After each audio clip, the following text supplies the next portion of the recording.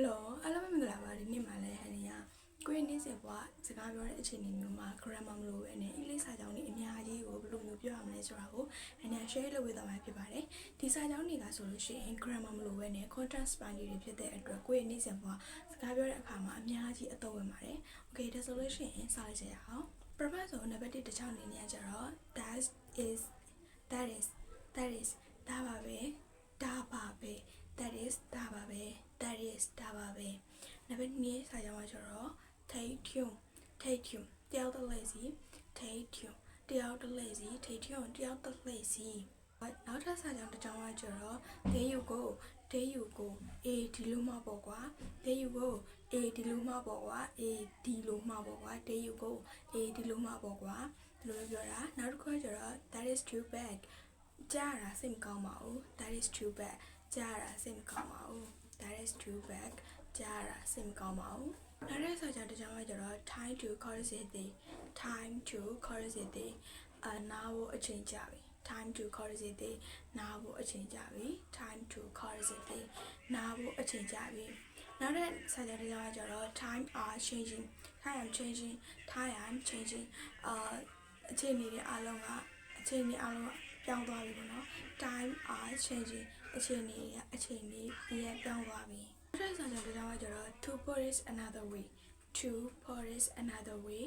တနည်းပြောရရင်တနည်းမဟုတ်တနည်းဆိုတဲ့ပုံစံလုံးမျိုးပဲတနည်းပြောရရင် to put it another way တနည်းပြောရရင်နောက်တဲ့စာကြောင်းတစ်ကြောင်းကကျတော့ thick skin အရေးထူနေပြီမနာတတ်တော့ thick skin အရေးထူနေပြီမနာတတ်တော့ဘူးဘယ်လောက်ပြောမနာဆိုမနာလူတွေပြောတာပေါ့နော် thick skin အရေးထူနေပြီမနာတတ်တော့ဘူးနောက်တစ်ခုကျတော့ tosh လုံးရရပေါ့နော် tosh and tosh လုံးရရနောက်တစ်ခုကျတော့ and a lot of pressure စိတ်ကူးစီးမှုတန်ခံနေရတယ် and a lot of pressure စိတ်ကူးစီးမှုတန်ခံနေရတယ် and a lot of pressure စိတ်ကူးစီးမှုတန်တွေကိုခံနေရတယ်နောက်တစ်ခုကျတော့ up in the air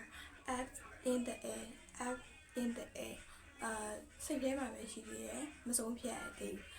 up in the air စိတ်ထဲမှာပဲရှိသေးတယ်မဆုံးဖြတ်ရသေးဘူးတလုံးလို့ပြောတာနောက်တစ်ခုကျတော့ what if ဖြစ်ရင်ဘယ်နဲ့လုပ်လဲ what if ဖြစ်ရင်ဘယ်နဲ့လုပ်လဲဆိုတဲ့ပုံစံမျိုးပါနောက်တစ်ခုကျတော့ when is a good time ဘယ်ချိန်လောက်အဆင်ပြေမလဲဘယ်ချိန်အမြင်သက် okay လဲပေါ့နော် when is a good time ဘယ်ချိန်လောက်အဆင်ပြေမလဲဟိုကကျတော့ was a pity ဟဲ့တနာစရာကောင်းလိုက်တာစိတ်မကောင်းလိုက်တာ was a pity ဟဲ့တနာစရာကောင်းလိုက်တာစိတ်မကောင်းလိုက်တာနောက်တစ်ခုကကျတော့ was bring you here ဘာကိစ္စနဲ့ဒီကိုလာတာလဲ was bring you here ဘာကိစ္စနဲ့ဒီကိုလာတာလဲ was bring you here ဘာကိစ္စနဲ့ဒီကိုလာတာလဲနောက်တဲ့စာကြောင်းတစ်ခုကကျတော့ who would have thought မယုံလောက်ဘူးမထင်လောက်ဘူးဆိုတဲ့ပုံစံမျိုးပါကိုယ့်အမြင်မှာတခြားလူရဲ့ပုံစံကိုကိုယ့်ရဲ့အမြင်နဲ့ဆုံးဖြတ်ပြီးတော့မှပြောလိုက်တဲ့အခြေအနေမျိုးမှာပေါ့သုံးလို့ရတယ်ပေါ့နော်ဆိုတော့